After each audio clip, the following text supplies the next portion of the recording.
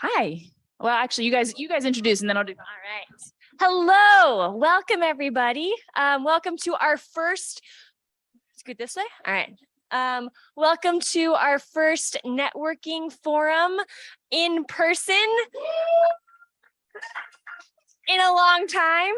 We're really excited to be in the room with you all and excited to have some great conversations today. Before we get started, I'm going to hand it off to Adrian for a couple quick housekeeping notes, and then we will do introductions and get going. Hi, y'all. Welcome to Region 13. How many of you have been here before?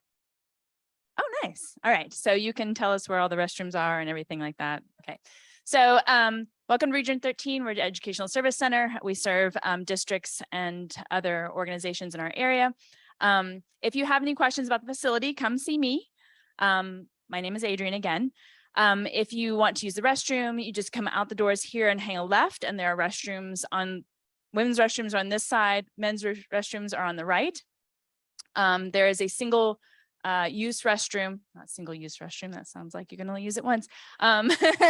You can have your own private restroom if you keep going down the hall and take another left there. And if you are joining us online, a couple of housekeeping items for that.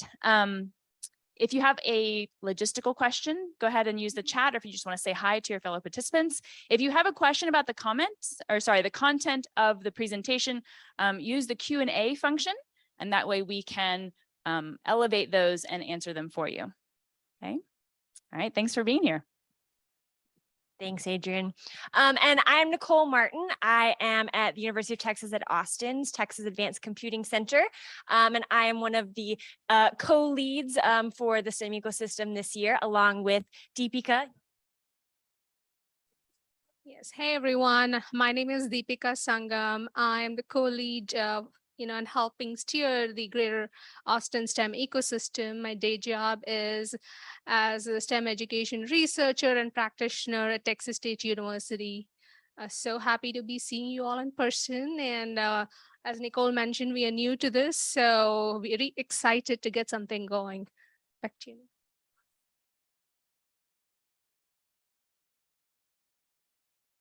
I think we'll first go over just what our goals are and what is the agenda for the rest of the evening. So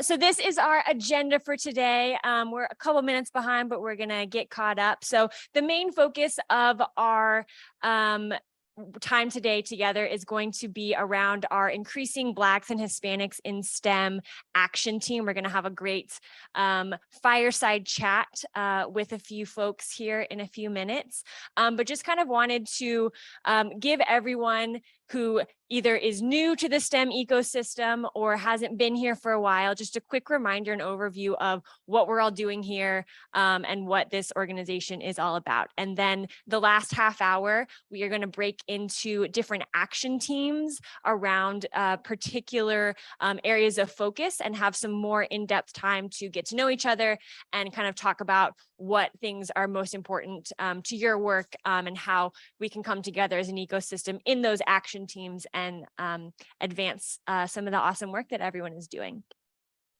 I'm also gonna move, how do I move this guy? There we go. All right, so the Greater Austin STEM ecosystem is really here to foster a deeper collaboration across different networks and systems to ensure that STEM programming is accessible to all students throughout the Greater Austin area.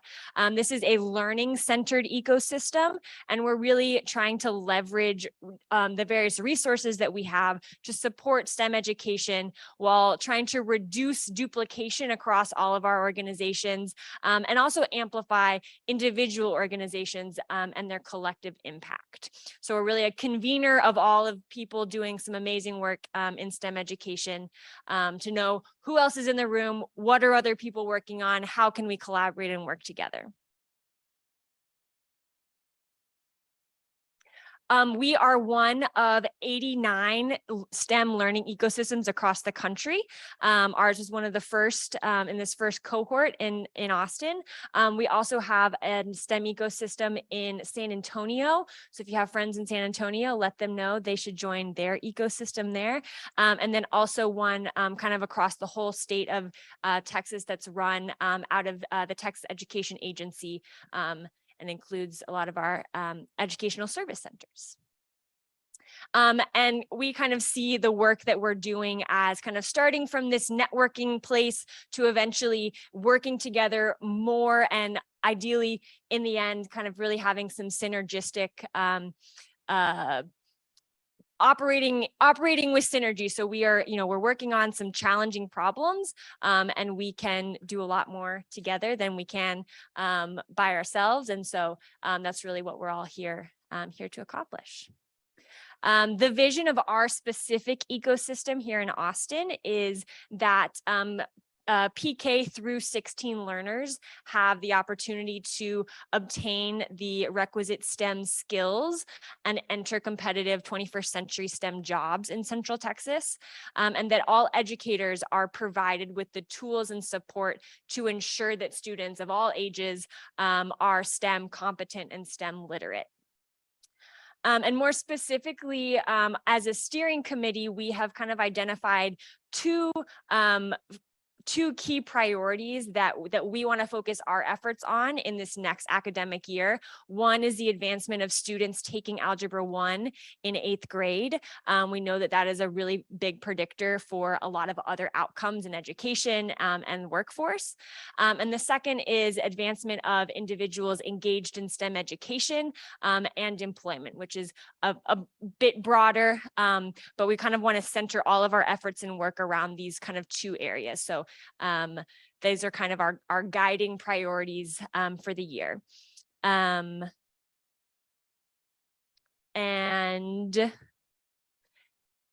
yeah, you want to talk about this real quick? Good afternoon, everybody. My name is Tracy. Sorry, Michael said he was coming up. Yeah, Tracy, you want to? Hi, everybody online. My name is Tracy Mendez. Where are we photographing from? I don't know, back there. Anyway, I lead the STEM policy committee, the action team for this group.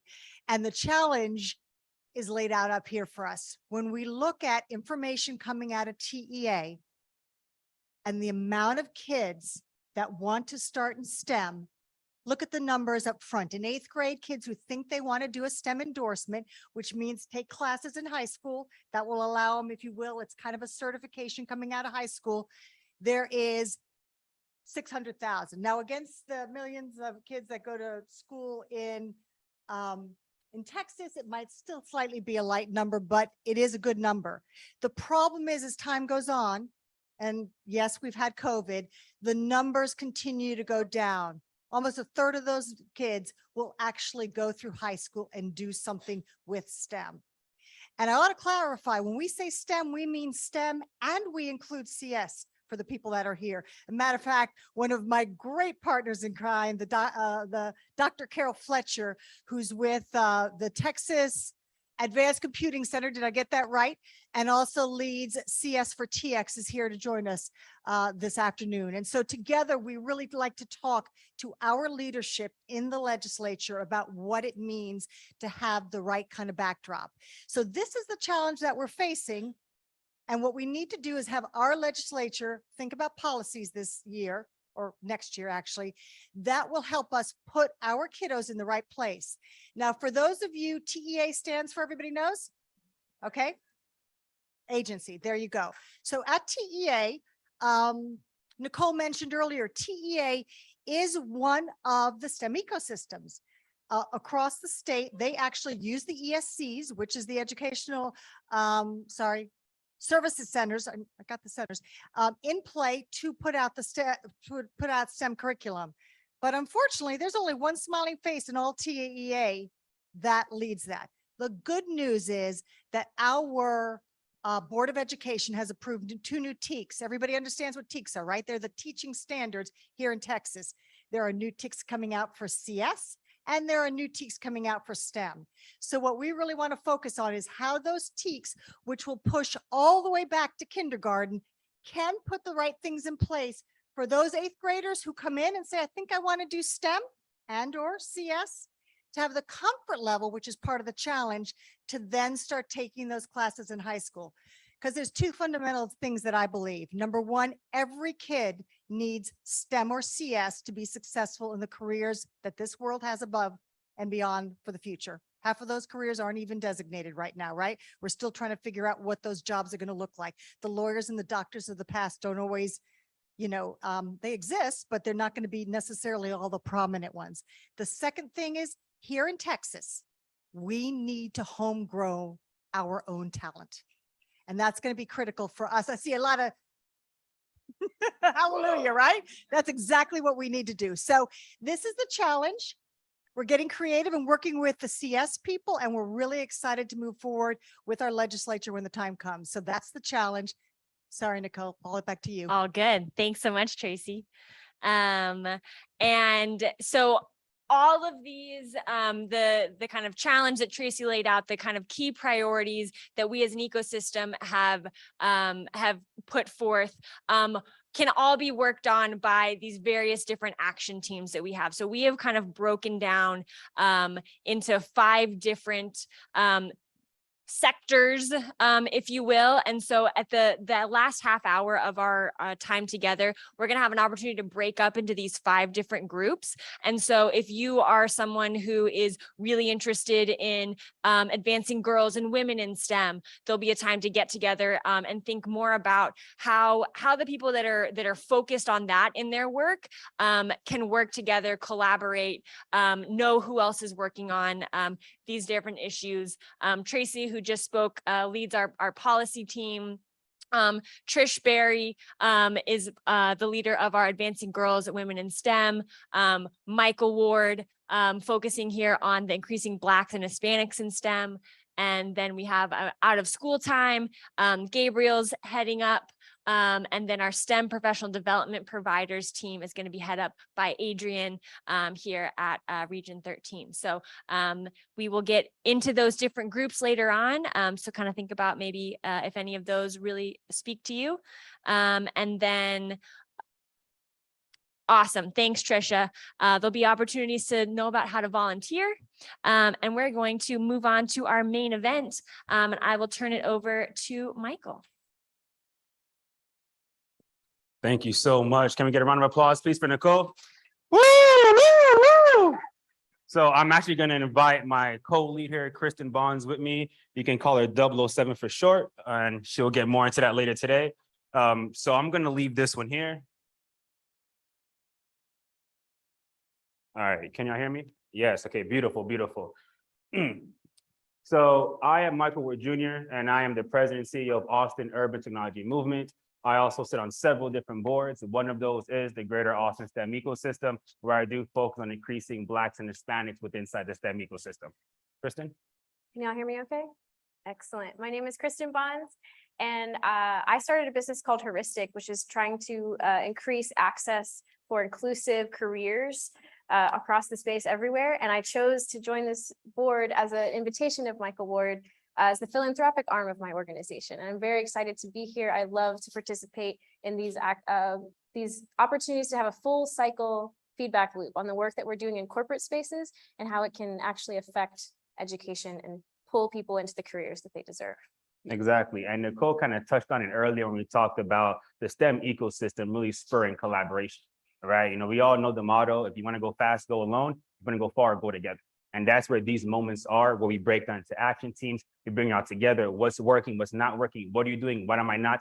How can we come together to make sure that when we look at the overall trajectory of our students, of our adults, they can fill all the jobs that are here in Texas, here in Austin that are coming. All right, so without further ado, I'm going to dive right into our panel conversation. So I'm going to call up our panelists one by one. So Elaine Lofton with African American Youth Powers Foundation, can you please come up? Yeah. Oh, we'll have Liliana Cortez, right? Liliana Cortez with Latinitas. Can you come up, please? We have Carl Settles with E4 Youth. Can you come up, please? And then last but not least, Adiee Gonzalez with Hispanic Impact Fund. Can you come up, please? Beautiful. So we have two microphones, so make sure yours is on, and we'll just rotate it between the panelists. And what we want to do is really highlight the organizations. So we're going to focus one at a time. As we get through our questions, we'll move on to our different speakers that we have up here. So first and foremost, Elaine Lofton, can you please just introduce yourself and say, who are you representing here today? Again, my name is Elaine Lofton. I am representing the African American Youth Harvest Foundation. Hi, my name is Liliana Cortez, and I am representing Latinitas. My name is Carl Settles, and I am founder and executive director of E4 Youth. And we focus primarily on creative workforce development for high school and college age youth. And we're also serving sister nonprofits as well, providing them with curriculum services. Hi there, my name is Adiee Gonzalez. I'm from Austin Community Foundation and specifically am here to represent one of our programs, the Hispanic Impact Fund. Beautiful, beautiful. And when we think about increasing Black and Hispanic within inside the STEM ecosystem, there are many different sub buckets within that, right? Whether you're talking about advancing girls, when you're talking about young boys, when you're talking about elderly, youngerly, right? Well, let's really talk about those different demographics. So can you all please share, what communities, what locations, like what people do y'all serve when you think about the overall Blacks and Hispanic umbrella within the STEM ecosystem? Okay, so the African American Youth Harvest Foundation focus on the eastern crescent of Travis County. However, we service anyone in Travis County, whether it be South or Pflugerville, anywhere that's in Travis County. So with Latinitas, we've been serving Austin for 20 years now. We are primarily with our after school Club Latinitas. We're primarily in Title I schools around Austin and the greater region as well. We serve some outside counties as well through CIS.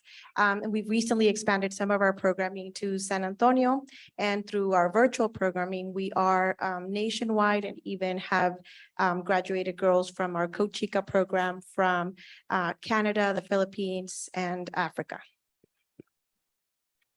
Africa, wow.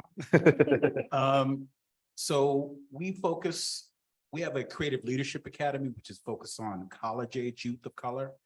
We actually train and hire them. First of all, they collect oral histories of people of color throughout the region and leverage those to create immersive, location-based VR and augmented reality stories. And they work directly with professionals in industry to develop that content. We also hire from that pool of students for our high school enrichment clubs, where we pair them with career and technical education teachers. And we're really like consultants. We ask teachers what are their goals, and then we custom pick a college mentor that leads their enrichment, whether that be during school or after school. We're not trying to do things to teachers, we're trying to do things with teachers. And we've also started with the storytelling initiative that we have. We are also working with sister nonprofits like Latinitas, Creative Action, where we train their staff and we help them use the same type of storytelling techniques with augmented and virtual reality to help students tell the stories about their own communities and their neighborhoods.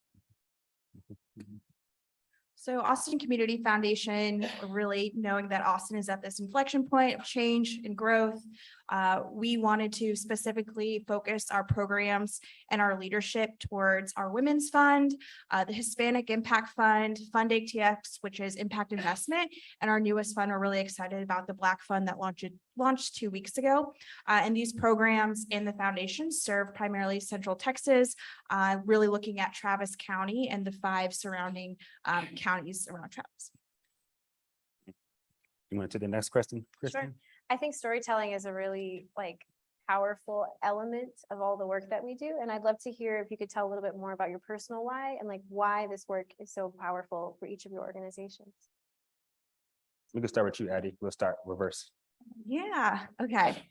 So my personal why, growing up as a Hispanic Central Texan, I've grown up in a lot of primarily white communities. I went to Texas A&M, which demographically didn't look like me. The girls in my sorority did not look like me. My friend groups have for a lot of times not looked like me. And I was really proud of the fact that I was there and I fit in and was able to put this on. And as I've grown and been in the Austin community in this nonprofit space, I've seen the amazing work of the people who have last names like me, who look like me, who grew up in families like mine. And I've also seen these disparities and these systemic barriers that have really allowed other women and girls like me to think that there is any reason to not want to be who they were. So it really drove me into this position specifically and working with the Hispanic Impact Fund. I think for us, our why is really to be one, data driven and to be led by the community voice. 1 in 3 Central Texans identify as Latino, and with a population that's growing, the need for change around these systemic and structural barriers is there. And we really feel and believe that when Hispanics rise, Austin rises. And we focus on 4 areas of impact. So early childhood education, health and wellness, and I think most related to the work of the STEM ecosystem is job skills and entrepreneurship and leadership development.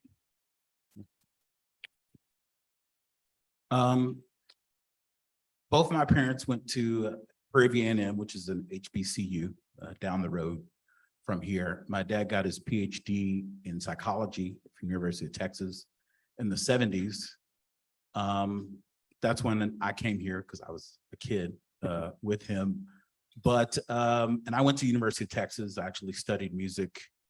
I never really understood my dad's ambivalence about going to the University of Texas until I got much, much older.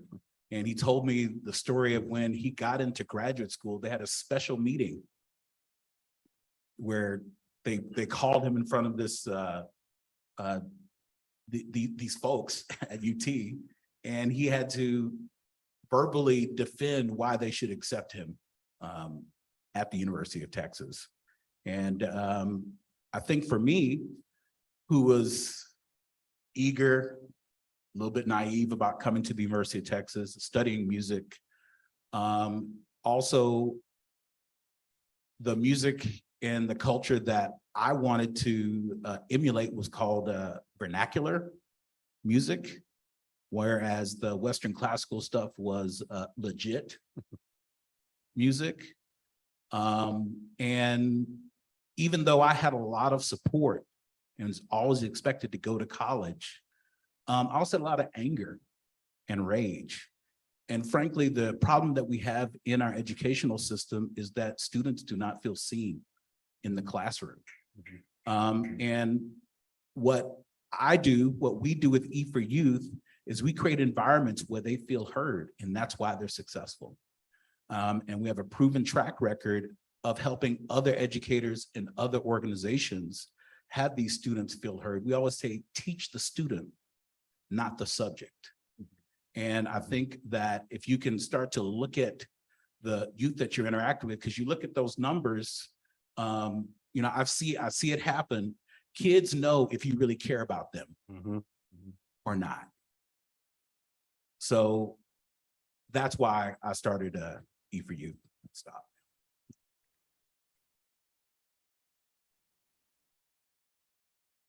All right, so my why, personal why, I guess this is gonna sound really old school, but I grew up in a primarily Mexican household surrounded by 5 brothers and only 2 sisters. And the gender roles in my family were very obvious as to who did what around the house and who was out doing jobs that could maybe provide a little bit of money and who was at home doing jobs that did not get any sort of any sort of payment for. So that was very obvious. And then starting, as we started to grow up, it was very obvious the emphasis on my parents of like my brothers to go to college and get an education. And the emphasis to me as from my mom and my dad were to, be a good girl and, find a nice husband and grow up to be a wife and be somebody's going to be from somebody's daughter to be somebody's wife and somebody's mother. And those were the roles that were important that I developed as growing up for my parents. So for me, it was really, really important when I decided to go to college and say, this is what I want to do. And for my family to see it as something that was in my place to do. And I didn't really grow up having those role models of other women that spoke my language or that were part of my family that were close to me that actually got to go to college and do something for themselves that is important just for them and not taking care of others. So it's really, really important for me with Latinitas to not just educate the girls that are coming through our programs and are learning about STEM, that they're identifying with other girls that also speak their language, that are also interested in STEM, that can also, they can identify with them also culturally and what they're going through at home and how that is different from what they're being told at school. So we're educating those girls, but at the same time, we're also connecting with the moms and having them see that their girls have so much more inside of them and they can do so much more than just be somebody's something. They can just be something for themselves, and that is enough. And that is my wife for Latinitas. Thank you. Well, my why started back when I was in middle school. And as you all know, and I could be aging myself right now, you would take these standardized testing to tell you exactly what you should really major in. And so that's where that disparity information come in that says, oh, you're not going to be this, or you're not going to do this. Mm. But I had a counselor that in middle school that invested time in me to figure out exactly what I wanted to do. There was a vision that was placed on me in middle school, and I know I wanted to do something with my hands, but I really wasn't quite sure. So someone said, oh, you could probably, do housekeeping or cooking and all of that stuff. I says, no, I'm better than that, and I'm greater than that, and I will get there. And so the counselor, she kept investing in me, and the fact that I had already met all of my requirements for graduation. So by the time I made it to junior and senior high school, because back then the requirements of graduation was different. I was literally just going to 2 classes to get my English and whatever the other subject. And so she actually placed me in a position. I started out my very first job working in a gas company doing a key punch. And that sounds crazy, but that's the first start of technology, right? And so I worked my way through and went off to college. My major was computer science. However, during my time, it was programming. It was Fortran, Pascal, COBOL. Didn't want to do that because I really wanted to be involved and active. And so I went ahead and completed my career, got my degree, started working in my career. And I was in technology. I started out as telecommunications and working in wide area networks and X.25s and satellites and all of that. But then later on, this technology began to evolve in the 90s. I went back to school to reskill myself. And I had my career starting out in infrastructure. So that was that hands-on, being able to set up networks, routers and all of that. That was my hands-on. And I knew that my goal and desire, because that vision was placed on me, that I was going to make it to the top in my career. And I did. I made it to the top in my career. I retired in 2016 as a CIO. But little did I know that when I got to the top, there was only one like me. I worked at the state agencies, and out of 184 state agencies in my career and my tenure, when I went to CIO meetings or events, there was only one Black female. Yeah, there was IT directors, but CIOs, no, I was it. And I realized that my why, when I really decided to make the decision in 2020, that I really needed to be in this environment to really help those that think they cannot make it, I needed to be here. And so my why is to really understand and meet those youth where they are and let them know there is a way, but you have to let them know there's somewhere there to grab them, to hold them and guide them along the way. And as I even look around today, we don't have enough African-American females in technology. The numbers are decreasing. And so part of my why in the organization that we work for is really focusing on those youth and families that do not have that opportunity to further themselves in technology, further themselves in career. You know, the Harvest Foundation have really gone to another level. You know, it's one thing you're offering STEM opportunities, but now we're offering STEM opportunities for a sustainable life. You know, we are an accredited middle school, high school esports, and you can go into many different directions into how you want to expand your career. We are launching our adult computer literacy program. We also realized in 2020 that by the time a child reach 8th grade, we have lost them as far as where they want to go in technology. So we started the early childhood education. It's called Cradle to Contributor. Go to our website, this information study was done. And so we have then began to focus our early childhood and elementary, as far as kindergarten, into learning STEM and to understand what that is and get that interest at a very early age. We introduced that to them during our out of school memory time, which is Urban University. So really gravitating to those and helping them know that there is a pathway when everyone else tell them they can't get there. That's powerful. I think all of your stories show how important education is, and like those opportunities, those counselors, those parents being available to influence you from that very early age. That's why we're all here today, is to touch education and influence it for the better. Thank you so much for all your stories. Speaking of what we can do, could each of you share a little bit about what's coming up with your organizations? What are you excited about for the rest of this year and next year? What events and activities do you have planned?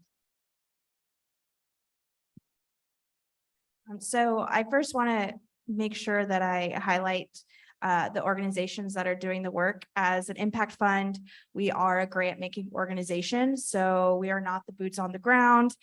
We are also not the direct funders. So we're this interesting middle ground of really trying to drive the community's awareness and pool the resources to uplift organizations like E4 Youth and Latinitas, who I know are both past recipients of grants. But along with that, being a community voice means that we don't make the decisions on our own. We have communities of individuals who have lived experience or expertise in the areas that we're searching for. So on an annual basis, we have grant making, and we're always recruiting for our grants committee. And these individuals go through and read all of our applications. They have the ability to have one-on-one sessions as a group with these organizations to get a better idea of the type of work that they're doing, ask questions, learn more, and really drive where our grants go. So it's kind of twofold. If you have organizations, if you volunteer with an organization that's serving the Hispanic community or that is led by Latino individuals, please let them know about us in our grant making cycle. It's going to happen around this time next year. We are always looking for organizations. And I think what the special sauce is to the Hispanic Impact Fund's grant making is we really approach it as an equitable lens with the rubric that highlights organizations that are led by Hispanic executives, that have Hispanic leadership, Hispanic members on their board. So it allows for maybe a smaller organization that has 1 or 2 staff to be on the same playing field for funding as an organization that has 50 staff members and has been around for over 50 years, who are both doing amazing, incredible work and both deserve that funding and those resources to keep the work going. So please share that information. And then on the other end, if you're interested in investing in the Hispanic Impact Fund, really, what I think is great about it is that if you're maybe just dipping your toes into this type of philanthropy and you know you want to uplift the Latino community, the women in Central Texas, the Black community in Central Texas, knowing that your gift goes further by kind of pooling resources and still lifting up the larger communities. So it's a wonderful way to give of your treasures, but also your time through that grants committee involvement. And I'll say it's a wonderful way to get exposure to all different types of organizations, whether they're funded or not. We always tell them you get in front of a lot of like-minded community members who learn about the work and who maybe go on their own time and decide, I'm going to give my, money, a donation, volunteer, I want to be in that board. So really just lifting up the voice of the organizations that are doing that work on a daily basis. So please feel free to look up Austin Community Foundation and the programs that we're doing. And also, again, a reminder, if you are involved with an organization that's serving the Hispanic community, to please consider applying for a grant so that we can help fund the work that you all are doing.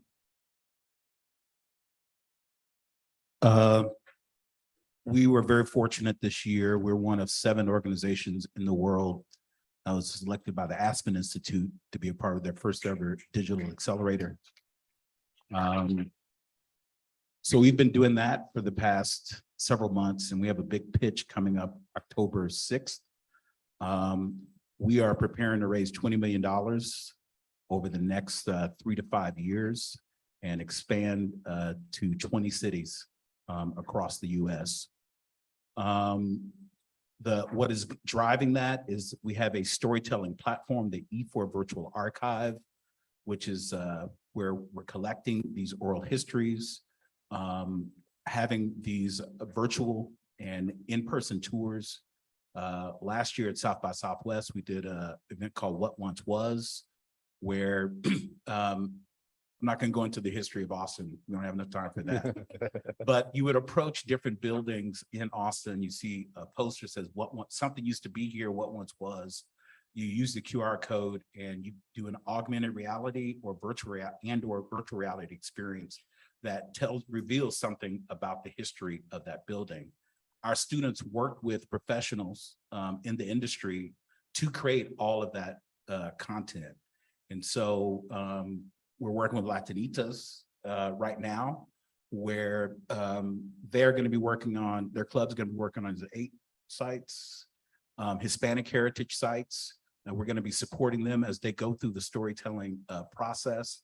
And at South by Southwest next year, we're going to be doing a mixed reality scavenger hunt that not only has these African-American sites, but also these Hispanic heritage sites interweaved in that. And ultimately, what our vision is, we've developed, we're doing digital badges using blockchain and NFT technology. The idea of wrapping the state standards, all of the skills that are covered in the projects that we do with our students, and issuing these NFTs to them.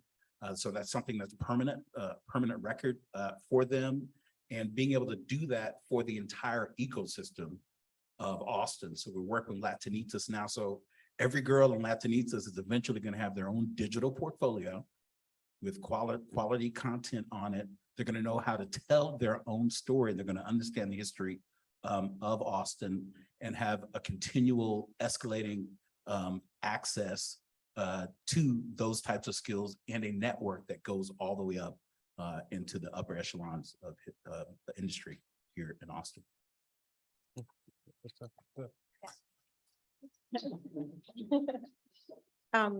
So at Latinitas, besides working with E4 Youth, we're always incredibly busy and doing so much. So we're starting our after-school clubs, Club Latinitas, a bilingual STEM-focused curriculum in which, we work with girls in coding, in graphic design, editing. They learn to develop their own video game. They code a video game. So we have that around our Austin area schools. We're about at 20 different schools. We're starting those really soon. Now they're starting this week already. We're actually currently enrolling, and anybody interested in sharing this with their students, we're enrolling students for I believe it is our 18th cohort for our Code Chica program. It's an 8-week program in which students learn CSS, JavaScript, HTML, and they learn to develop their own website. And when they complete the program, they receive an $80 stipend and a certification. And now they have a website, an All About Me website that they've created. So we're enrolling for that program now. That is the program for which we've graduated students from not just Texas, nationwide, but also internationally. So that's really amazing for us that we've been able to reach girls outside of the US as well. And we have a Code Chica Plus Plus, a second tier of coding program for those girls interested in continuing to develop those skills, those coding skills. That's a second level that they can attend once they finish the first one. And they also receive a stipend for that program.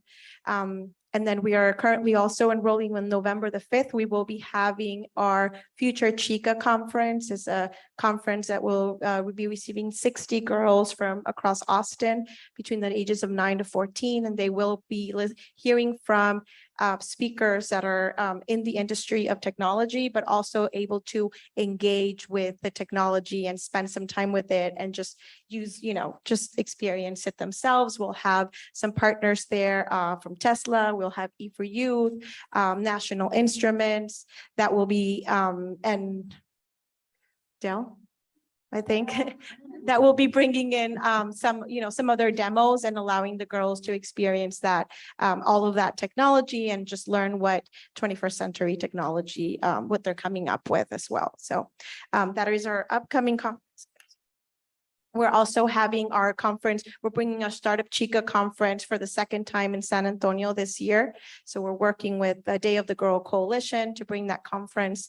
And we will be hosting a Startup Chica conference at the Sal Middle School in Pflugerville later in October as well.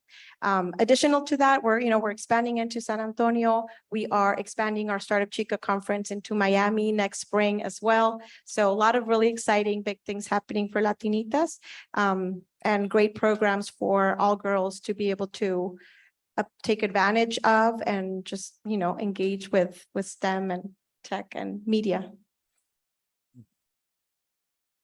Okay, at the African American Youth Harvest Foundation, we are currently enrolling for our middle school, high school esports league.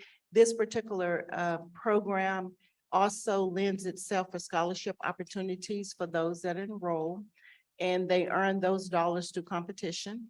We also have our Sugar Coders, which is the girls program in coding, Code Adventures for the boys. We're enrolling Tech Whiz if you co-ed. We have also started and will be launching a pilot program where the students will be developing code using some Vex robotics, as well as developing components for the drones using the 3D printers that we currently have. And so with that particular program, they will also get an opportunity, they get paid for one, but then get an opportunity to get selected to kind of be employed by the company. And so we're working on that. We're within our third year of being a Dell Student Tech Certification Program. And we started this during COVID, and we've been working and really enhancing Manor Independent School District. We know they have new tech, but new tech doesn't offer everything to all the students. And so not everyone get an opportunity to enroll in it. So this program was launched out to anyone across all campuses at Manor. And so I'm kind of the lead instructor to helping with the teachers to get them on board. But one of the things that we're working on launching there is the student help desk there, where the students actually get to repair the systems within the school, and they earn a stipend from that. So that's a big initiative that we're working on with Maynard to help kind of lay out what the design of the help desk is going to look like, because they have this particular student tech program across multiple campuses in Maynard.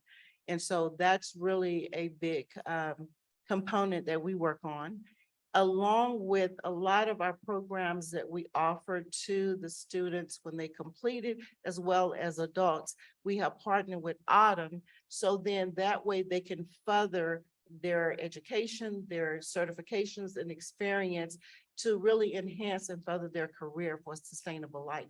We've had adults come in that want to change their career. And so normally with our partnership with Autumn, we refer them so they can really kind of get further in technology and get exposed to technology. So we're going to be really pushing that a lot.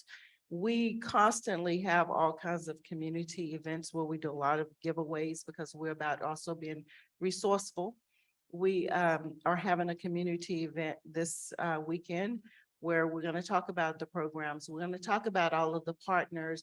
We're going to talk about opportunities of how you can lend yourself to, you know, a different lifestyle. We offer mental health counseling. We have a licensed psychologist that we partner with on our team. We do mentoring in group. So we have all of those options going on. We're doing business leadership, and then we're also focusing on entrepreneurship, being able to find a career that you can develop products and then begin to sell those products to be able to earn money. Because we all know that those that we serve also look to bring in income into their family. They're working, and so why not give them an opportunity to learn to make an honest living? And so those are some of the initiatives that we have going on. If you're not a part of our newsletter, please send an email to contact us at aayhf.org. Our newsletter goes out every Monday, and it's always talking about opportunities and what we have going on in the community, along with a lot of things that we have coming up. So first, I want to thank you all for the work that you've done, because as we kind of hear from the theme, like there's collaboration happening just among here, right? Whether it's all of the above, whether just one person looking to connect with another, we're really looking for those opportunities and for everybody to play their role. Right. The next time we have a networking forum here, we'll be talking to employers, right? We'll bring in teachers to get a different perspective versus a funder or an organization doing the work, right? Because we all have a role to play with inside this ecosystem. So I know we're approaching time, and I do want to at least have some type of questions. So can we just do one word? You know, where's the opportunity for organization? Give me one word for you all. We'll start with you, Elaine. I would say volunteering and mentoring. Liliana? Volunteering and sponsorships. Carl? For those of you that have a lot of new people in town, we have a way to engage them and help them plug into a meaningful mission. Yes. I'll say education, and caveat, I just mean just sharing and being informed about the work that's happening and that organizations are doing and the work that's needed in the region. I cheated a Beautiful, lot. beautiful.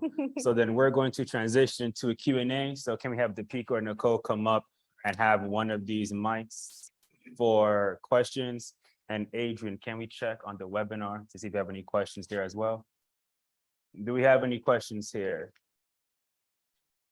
Not all at one time, please. There we go. Hello, good evening, everyone. Thank you so much, panel. This is directed to Mr. Settles. In your model, because my nonprofit Brownstem actually is community-based, I love that you're saying the value of the student voice, right? That's what we do. Our students actually design the out-of-school time program that we do. We as adults just facilitate the conversations, but they design it, so they have the buy-in. So I'd love to hear, my question is, you talk about partnerships. I'm actually not in Austin. My husband and I came here, we're 2 hours away, but we'd love to kind of talk to you about partnering because we're in the rural areas. We're in New Berlin, which by the way has 468 people in it. Our nonprofit is over 18 rural communities that have less than 1,200. But those students still need exactly what all you were talking about. They're spread out and scattered, but they need the services also. So I would love to be able to talk to you about partnership, because we're limited, we're mighty. And I believe in not reinventing the wheel, just add more spokes so that we can all keep the wheel spinning for everybody. We're definitely interested. I think there's some hybrid ways that we can, maybe there's some stuff where we go in person and provide some support. The way that we really try to do this is we want to leave you with infrastructure and people in place. So if you have a few key people that are in the staff, that we can really train them, mentor them, support them, and get you all doing stuff with relative ease. Thank you. Right now, we're the staff. I volunteered my husband. Founder CEO right here, we're growing, but we definitely love the part. Thank you. We have a question from the webinar online. A question from Summer McAfee. Liliana, can you share the behind the scenes story with how the JCPenney's plus Hispanic Heritage clothing line came to life?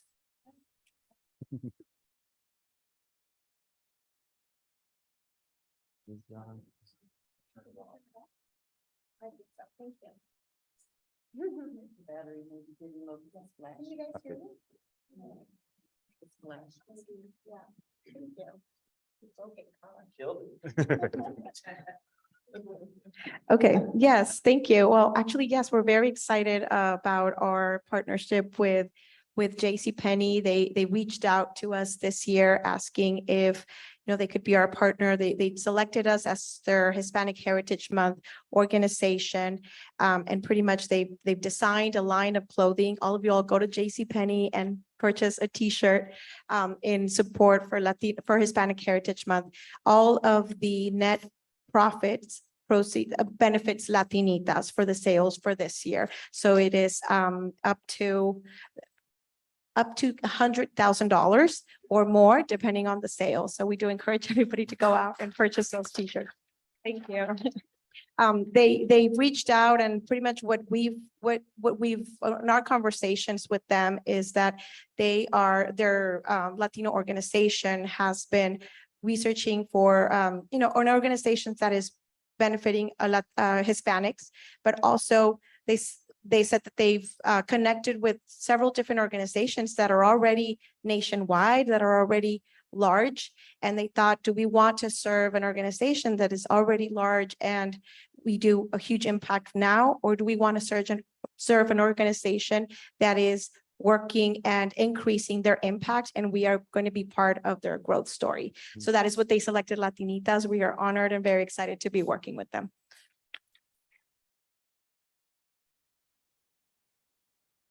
Any other questions from the audience? I think we have one more online. Hello. All right, I'm just gonna speak loud. From Pius Wong online, what's worked best for finding and getting volunteers for your organizations for educational needs? Does anyone want to take that one? Sorry. Can you repeat the question? Bad at talking. What's worked best for finding and getting volunteers to your organizations for educational needs?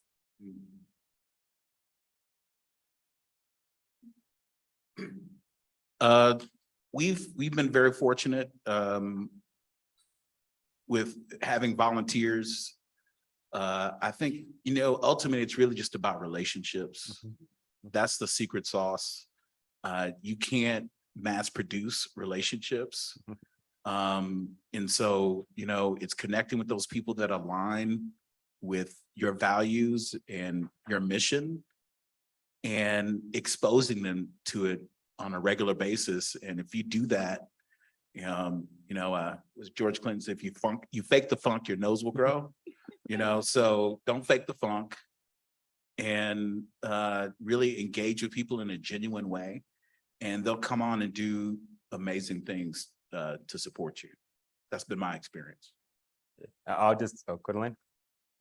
I'll just elaborate on that and just say, like, you know, look at the people who have it right now, right? They're taking time out of their day to come and speak because they see that if you build these genuine relationships, whether it's a partner or volunteer, it really can make things happen. So I would say, you know, set proper expectations about what that volunteer opportunity is, and then lean into that relationship and be consistent, right? So yeah, I can build together, and then who knows what can happen, I know, from there. Oh, got a question in the back.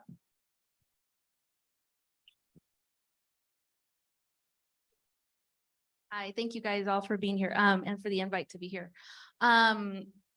I work mostly with high school and undergrads in the health space. And so what I hear a lot as we talk about increasing numbers in these spaces, I don't find that the interest isn't there or that the pool of applicants isn't there. I find that the institutional barriers are there. So while we're working, and we've been working at this for years, and specifically in healthcare and medical school matriculation, it's been work for decades. And so we've got fantastic programs, fantastic work going on, but what's keeping them out, right, is what's there and how do we move that, right? How do we move that needle? Because I'm preparing them and we're doing all this work and then they hit that door, right? And then everything that we did moves them into another field or moves them away from what we're talking about, which is STEM. And so what more can we do here? Where's a bigger push there? Your thoughts on that? I know that's like a huge, right? If we had the answer, I know. I'm actually Forget gonna. it. I'm not asking for it. No. That's a great question. I'm actually going to bring in Kristen and myself to answer this. Kristen, do you mind actually sharing a little bit about how you address that? Yeah, so this is a problem that keeps me up at night all the time. So much so that I started a business to try to address it from the corporate organizational standpoint. And I'm not alone. There are thousands of organizations like mine that go into corporate spaces or organizations specifically to change and break and dismantle those biased systems to provide infrastructure to support our Black and brown and female and otherwise diverse talent in those spaces. So I'm encouraged because ever since I launched this journey a couple of years ago, I keep meeting wonderful people who are on the path with me, and there's more and more of us each day. But one of my favorite ways to actually reinforce and justify this is what Michael's organization, Autumn, is doing, which is creating this feedback loop, where when you have community organizations like all of us here in the room who have these great efforts we want to push forward, and we're presenting qualified, fantastic candidates, are they actually getting hired in these careers where they can have sustainable life opportunities to uplift their entire families and their communities? And that's the question that we want to see the answers on. And so I think all of us together collaborating like this is the best place to start holding them accountable to these public efforts that you hear from large tech organizations about supporting this work. I don't have the answer to your very big question other than we need to be as loud as possible. I would add to that and really focus on the accountability piece. So we're Austin Urban Technology Movement, and we do workforce development inside the tech space. So we work with any individual inside the community. We prioritize those that are Black and Hispanic. So when we're reaching out and we're talking to employers, you know, we hold them accountable with, number one, like, let's have a formalized agreement about what this is. You know, because several employers can post a job on our job board, but who's taking the next step to actually talk about recruiting, workforce development, employee engagement, and building a pipeline, right? Because when you look at all the employers, like, employers are competing with one another. So if I'm telling, you know, let's say for example, NI is one of our biggest partners. You tell NI, hey, NI, what are you doing to position yourself so that you are employer of choice for all the talent that's out there? So that if I'm talking to Mr. and Mrs. candidate, they're saying, I want to work at NI. Can you get me at NI? Because of all these great things they're doing in the community. Because I see them vouching for us. I see them pushing forth effort. I see NI working with ACC, working with Austin Urban Technology Movement. How can I get an NI's board, right? How can I get in there in that trajectory versus, oh, who's that company? What are they doing? Oh, no, I don't want to work with them because the impact isn't there. The engagement isn't there. So to answer your question, it's about finding the right partners to work with, you know, inviting all the companies to these events, seeing who's comes, and then saying, okay, great, I'm going to send all of our talent to you, right? Because you're the one who's leading in. And if the other companies don't get in line, they're going to lose talent. That's exactly what's happening right now which is why one of our second priorities is to increase advancing of STEM education and workforce development inside that space. All right, is any other questions? I think we can wrap. Oh, one more, okay.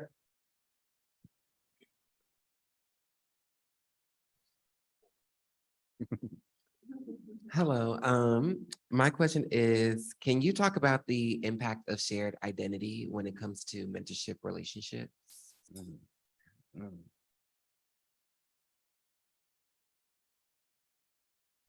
Yeah, sure.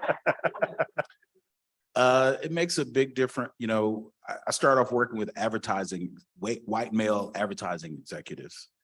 And they're like, we can't find candidates. And I'm like, well, you know, I could walk into any school here in Austin and I can, you know, there's talent everywhere. But people oftentimes look to the same places for talent, a certain pedigree, if you will. I have an example, and so they're everywhere, first of all. But you have to change your frame of reference. I have a young man, or had a young man that we worked with. He was, even at 19, he knew who all the major ad agencies in town were. He had a great portfolio, but he hadn't gone to the Creative Circus or someplace like that. And they wouldn't even interview him. But he got involved in our organization. So, you know, Uncle Carl got him in the door. And they were blown away by the work that he did. But I was told point blank by the hiring manager, they wouldn't hire him because he didn't go to the right portfolio school.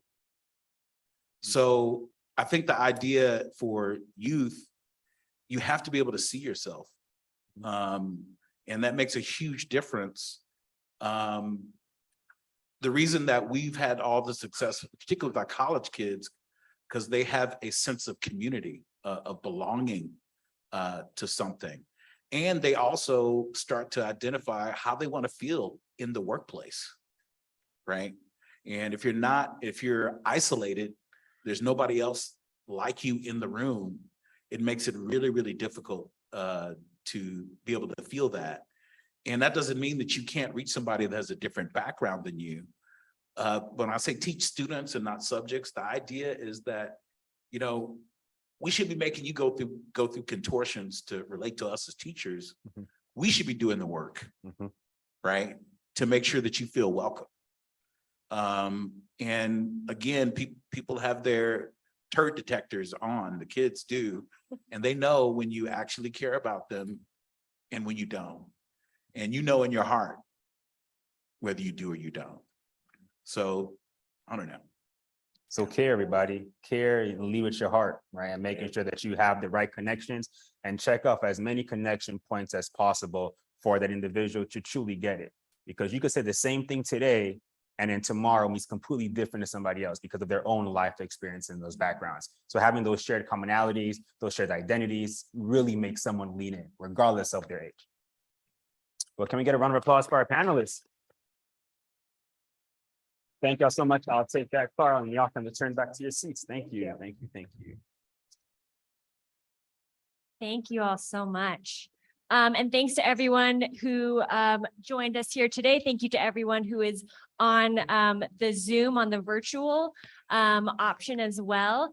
And a couple housekeeping things, and then we're going to transition a little bit. So if you are with an organization and you have any announcements that you want our STEM ecosystem community to know about, if you have upcoming events, please find the little Post-it notes on your table or on a neighboring table and put those announcements, updates, upcoming events.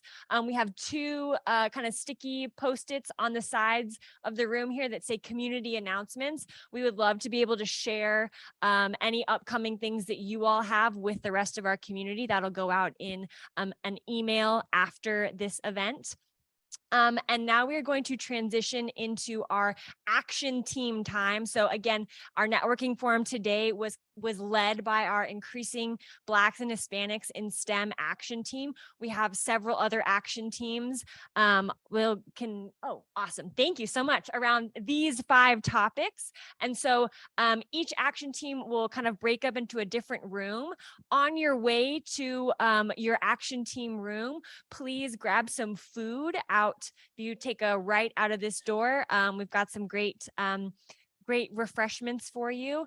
And then we hope that you will stay and kind of dive deeper into some of these areas. So if you are with an organization or a lot of your work centers around advancing women and girls in STEM, we would love for you to join Trisha Berry. And Adrian in just a second will tell us what all the rooms are going to be. If you are, really kind of focused in on some of the conversations that we've had here today, you can join us in the Increasing Blacks and Hispanics in STEM action team with Michael. If you are interested in out of school time STEM, if you are an out of school time STEM provider working in that space, please join Gabriel in the out of school time STEM action team.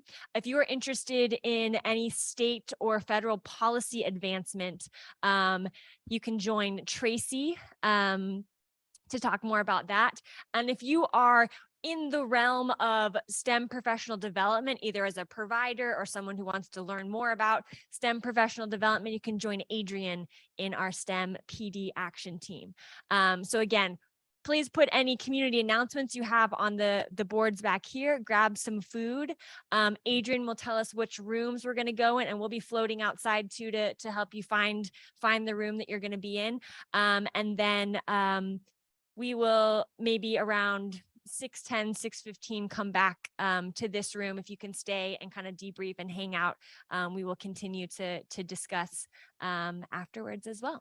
So, yes.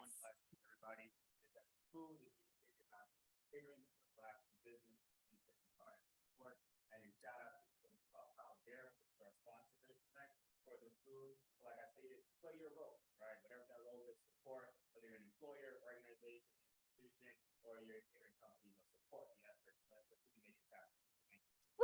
Thank you. All right, so housekeeping, I'm back. So if you're going to do Advancing Women and Girls in STEM, you're going to be in Canyon of the Eagles, and you can actually go through this door in the wall that's closest to the back of the room.